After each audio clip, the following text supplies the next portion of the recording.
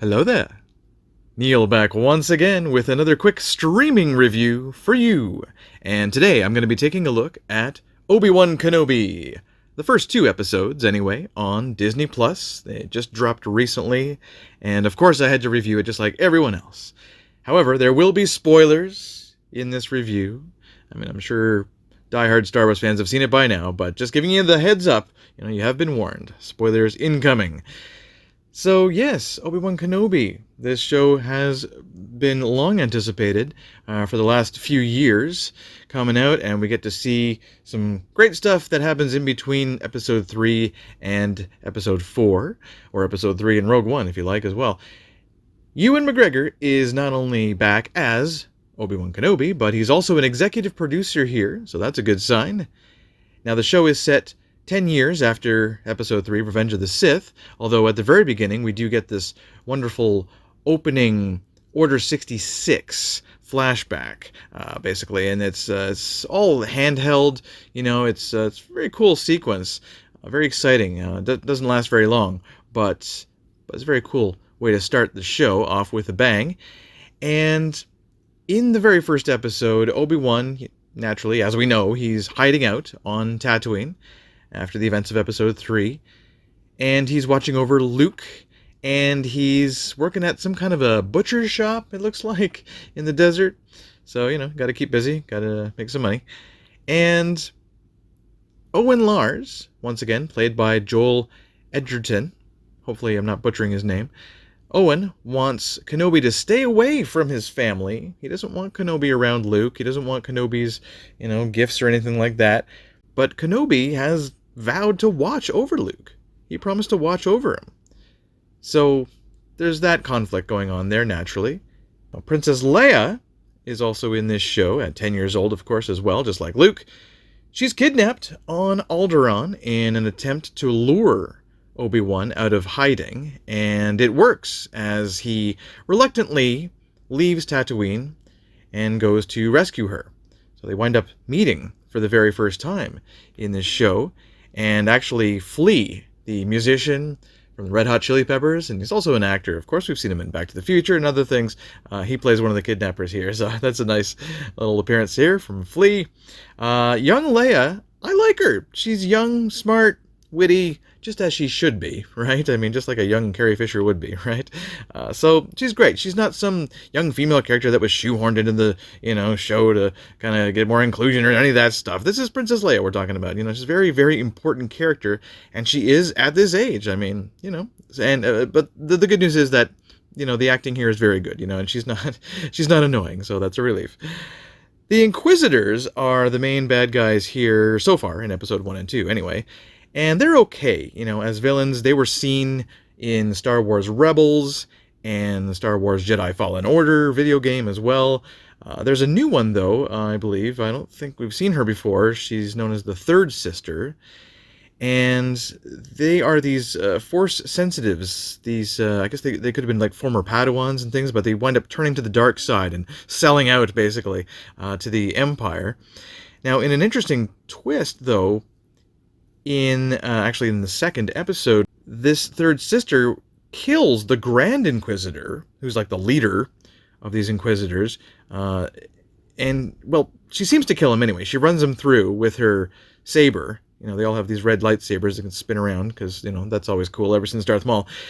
But the fact that she seems to kill him is very interesting, and we're kind of like, wait a minute, huh? Well, we didn't expect that. That was very unexpected. He may not technically be dead. He may be dead. We're not sure yet. We have to wait and kind of see. There's no confirmation yet.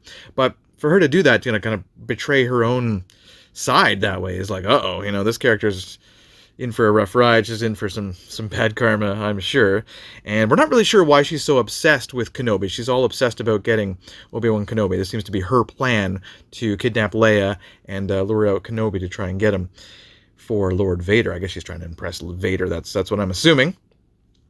So Obi-Wan, though, I mean, he does escape from his situation with Leia, with a little help from a con man pretending to be a Jedi.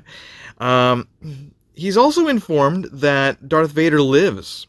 So the Third Sister here, she tells him that Anakin is alive. It's a little surprising he didn't know that, but yeah, that's very interesting. And at the very end of the episode, we do get a shot of Anakin in the bacta tank.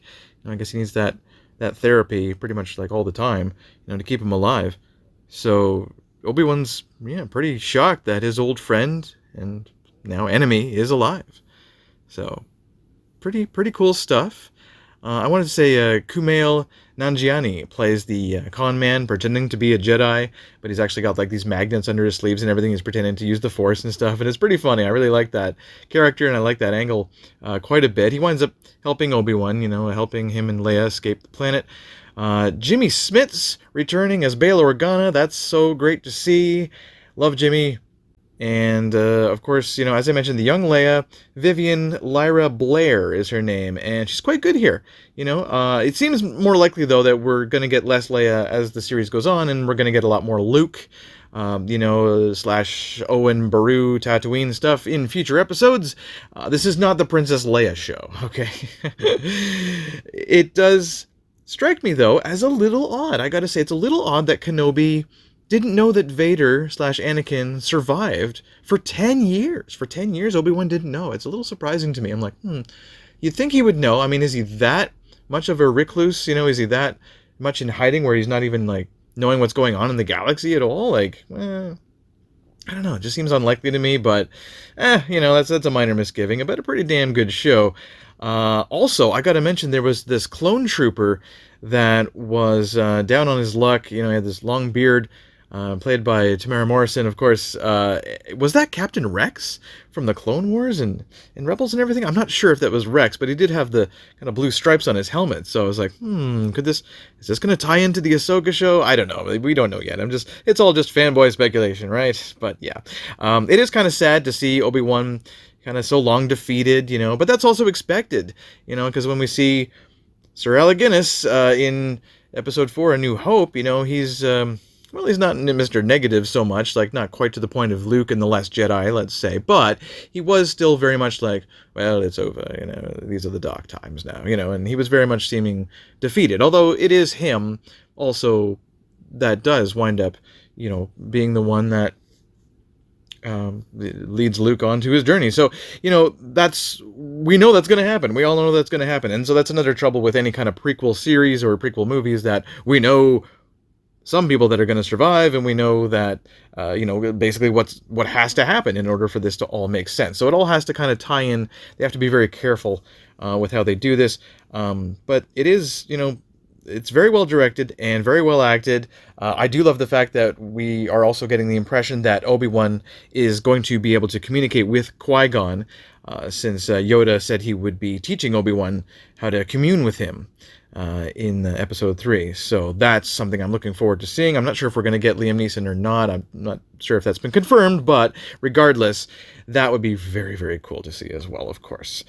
So, I have very few problems with Obi-Wan. It was very good, I got no problem with Leia meeting Obi-Wan as a young girl, she's 10 and she met him for the first time, and in Star Wars A New Hope, she says, I'm reaching out to you, years ago you served my father in Clone Wars, and she didn't say that she had met him before, so, it kind of works, but they do have to be careful about that continuity, right? They got to be careful about that canon story. So, yeah, I thought, again, so far so good for Obi-Wan Kenobi. I enjoyed it. It was very entertaining, and I actually liked it a little bit better than Book of Boba Fett. It's not quite up to Mandalorian standards, but hey, what is? Don't compare this to the Mandalorian. It's such a different animal, really. Even though it's all in the same Star Wars, kind of galaxy, but still, I think Obi-Wan stands out on its own. I think Ewan McGregor is awesome, and I think the whole cast is great. The directorial choices are wonderful. Visual effects are cool. There's no annoying characters. There's no, kind of pointless side characters so far. And I can't wait to see Hayden back as Vader, of course, too. So looking forward to the rest of this series. And I'm going to give Obi-Wan a great start. I'm going to give it an 8.5 out of 10. Yeah, pretty darn good so far.